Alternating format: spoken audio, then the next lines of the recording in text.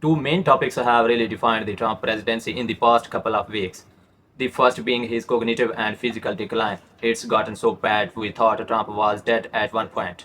And the other, of course, ties into that Donald Trump's attempts to suppress anyone who speaks out against him, who calls him out, and who points out that he has lost his mind. And those two things have collided very unfortunately for Donald Trump, because he was just caught covering up the complete collapse that he is in as he tries to keep us from realizing that he has lost it now more than ever. We are going to get into that and the ramification for Trump's health scandals. But before we do, if I could quickly ask you to leave a like on this video, and if you have not already and you enjoy our channel, to hit that subscribe button because it goes a long way in supporting our work. Now, before we get into how Donald Trump was caught hiding his complete collapse, I wanna start with someone who called out that collapse and the state of Donald Trump's broken brain from yesterday's speech at Quantico. That was Lawrence O'Donnell calling out Trump right here. A group of officers who earned their jobs in ways that Donald Trump never could had to sit there and listen to a clown who stood before them in what appears to be a homemade brew of orange makeup slathered all over his face because he thinks it makes him look better. And I guess maybe we should accept Donald Trump's judgment about that one thing, that the madman orange makeup he slathers on himself makes him look better. Maybe it does. We don't know. Maybe the actual sight of the actual color of his 79-year-old skin is much worse than the orange clown confection that he chooses, but we don't know. Or maybe the orange junk on his face is yet another proof that the man has no capacity to make a judgment about anything, including the way he looks, never mind nuclear weapons. What was he thinking backstage when his Secretary of Defense, who had to promise to stop drinking to get confirmed by the Senate, insulted all of the commanding officers in the room with this kind of idiocy? It's completely unacceptable to see fat generals and admirals in the halls of the Pentagon and leading commands around the country and the world. It's a bad look. It is bad, and it's not who we are. Okay, Pete, how about fat presidents? How about a president who has been fat every day of his political career? Is that a bad look? All of those generals can button their uniform jackets. All of those admirals can, every one of them. So there's the Secretary of Defense, who may or may not be managing his reported drinking problem, telling all of those commanding officers that they better never look as bad as Donald Trump, who can't even button his suit coat jacket. There was some suspense in the room today when Donald Trump was giving his speech. There was no suspense about would he cross the line that you never cross with the military as president and get political. Everyone knew he was going to do that. Everyone knew that he doesn't know there's a line. Everyone knew he was going to foolishly waste the admirals and generals' time telling them about how many swing states he won. And of course he did. The suspense in the room was whether the very, very tired, almost sleepy 79-year-old man at the microphone was going to make it through that 1 hour and 11-minute speech. And there were times in the middle of a sentence that it would seem like he just might drop right there, might not even finish that sentence. And what he seemed to be showing to the generals and the world is that he might not have the physical strength to make it through the 3 years, 3 months, and 20 days left of his presidency. Is that what has given J.D. Vance such a spring in his step lately? Is that why the vice president looks so happy these days? Donald Trump has never looked physically weaker or wearier than he did today. Weaker in every sense of that word, physically, mentally. Because Donald Trump is uneducable. He still doesn't understand why he walked into a room of military commanders today and faced silence.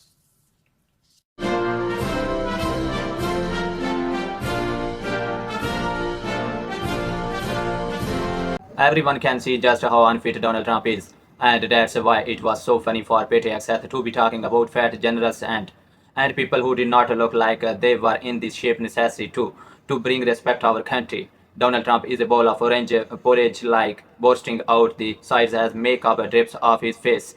Giuliani's style. He's got a rat's nest on his head. He sounds like he's constantly, like a slurring drunken, like a collapse, like, what are you talking about?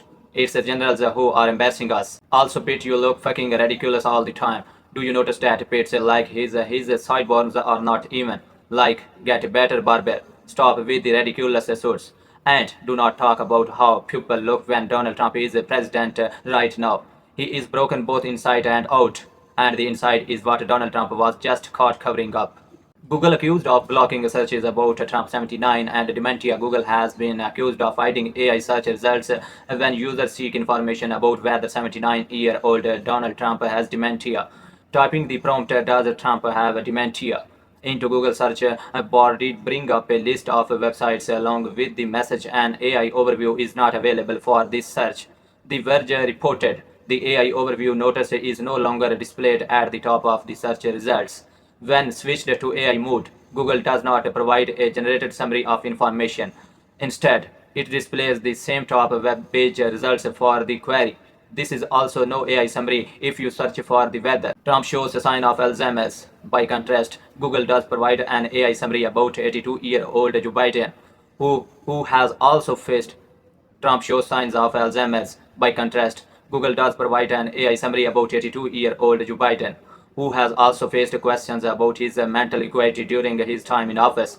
Assessing whether Joe Biden shows signs of dementia is a complex question with various perspectives and different conclusions. Google's AI mood states it also lists an example of why Biden may be experiencing cognitive decline or apparent sign of dementia. When you type "Does Biden show sign of Alzheimer's?" into AI mode, the response also says the answer is complex, with a complex question with no definitive answer, and that it remains elusive without a formal medical diagnosis. The AI summary presents both sides of the debate, noting that Special Counsel Robert Mueller's report on Biden's handling of classified documents described the former president as a well, meaning elderly man with a poor memory.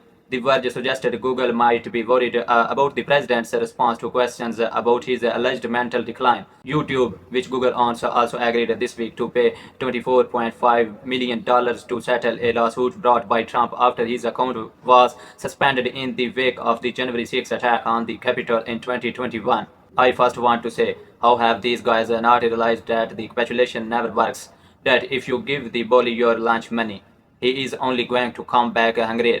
Settling these lawsuits that you have not lost, but you are just afraid to fight only empower Donald Trump to put the squeeze on you more. He is clearly in decline.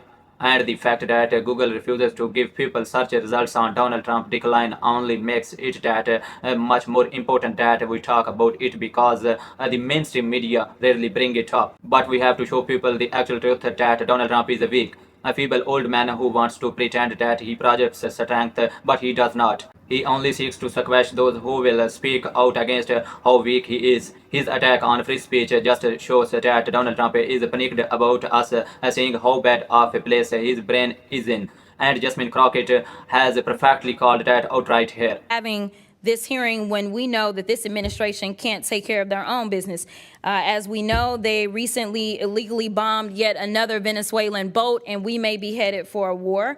We know that this particular president has decided that he wants to shake down people as it relates to the First Amendment because he has filed not one lawsuit, not two lawsuits, but he has filed numerous lawsuits. He filed a lawsuit against the New York Times. He filed one against the Wall Street Journal, against CBS, against ABC, against the Des Moines Register. He is doing all of this because he wants to quash any speech that is not appreciative or lauding him, which is pretty much anything that's factual. So let's talk a few facts about these January 6 felons that should still be incarcerated because they went through the process, but because they were doing things on his behalf, of course, he wanted to let them go. So they released more than 1,000 people who participated in the insurrection on this government, many of whom who had previous criminal records, like Mr. Theodore Mendenforth, who was convicted of predatory criminal sexual assault of a child, or Mr. Peter Schwartz, who had 38 prior convictions convictions, including one where he beat his wife by repeatedly punching and biting her. Trump also pardoned Mr. David Daniel, who was convicted of production and possession of child pornography. Trump also pardoned Mr. Daniel Ball, who, quote, threw an explosive device that detonated upon at least 25 officers during the Capitol riot. He also had a record for, quote, domestic violence by strangulation. I'm not done. Trump also pardoned Mr. Andrew Taki, who sent nudes to an undercover law enforcement officer who was posing as a 15-year-old girl. Mr. Casey Hopkins also received a pardon from Trump, and Mr. Hopkins was convicted of forcible rape. According to court records, he, quote, had forcible intercourse with the victim, choked her to the point of impairing her vision, banged her head into a wall, and urinated into the victim's mouth as he humiliated her. These are the people that he decided to release in the streets of D.C. So if anybody does need to clean up D.C., I would agree it is this man, because he is the one that is causing half the crime that we have. Not only is he participating in the crime, but we know that he instigated the insurrection. And if I did say that I had one issue with the Biden-Harris administration, it is the fact that they did not move forward and make sure that this man was put where he should have been put. Because the last time I checked as a criminal defense attorney, and Mr. Attorney General, you may have a different experience, but I never had a defendant that had 34 convictions for felonies and did not spend one day in jail. Never in my life. And the last time I checked, the party of law and order is the only one that decided that they would be out of order and decided to nominate someone who was not only indicted but was actually convicted of multiple felonies. That has never happened in this country, and it is a shame that we are dealing with it now, and now he wants to tell y'all how to do your jobs. Okay. What we are saying from Trump is a president who is wielding fear more than he is wielding power. Donald Trump wants you to believe that he is inevitable. He is not Donald Trump. Donald Trump can be beaten. Donald Trump can lose legal battles. He continues to lose legal battles. And the only way that's going to continue to happen is if we bring those fights to him, not if we capitulate. We have to be loaded. We have to fight more. We are certainly going to on this show. If you want to support that, as always, you can hit that subscribe button, leave a like on this video. If you are stuck around at the end, drop a blue heart in the comments. And until next time, I will see you soon.